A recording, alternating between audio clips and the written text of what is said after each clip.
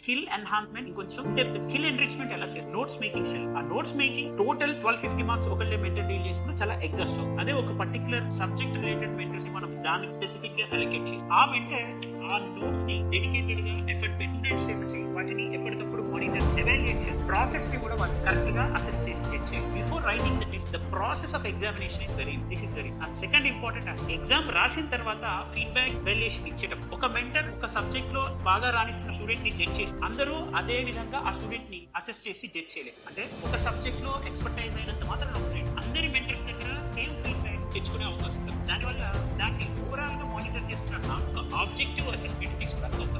ముందే ఒకటే mentor student మీద ఇంప్రెషన్ ఫీల్ చేసి రోడ్ మెంటర్షిప్ అనుకోకుండా అది క్యారీ అవుతుంది. అదే ఒక 4-5 మెంటర్స్ 4-5 డిఫరెంట్ సబ్జెక్ట్స్ ఎప్పటికప్పుడు ఆ షెడ్యూల్ ప్రకారం వాళ్ళు డీల్ చేయడానికి వచ్చి వాళ్ళు స్టూడెంట్స్ ని ఫ్రెష్ గా చూస్తారు కాబట్టి వాళ్ళ అసెస్మెంట్ అనేది ఎప్పుడు డిఫరెంట్ గా ఉంటుంది. Nuance of answer writing improve చేయడానికి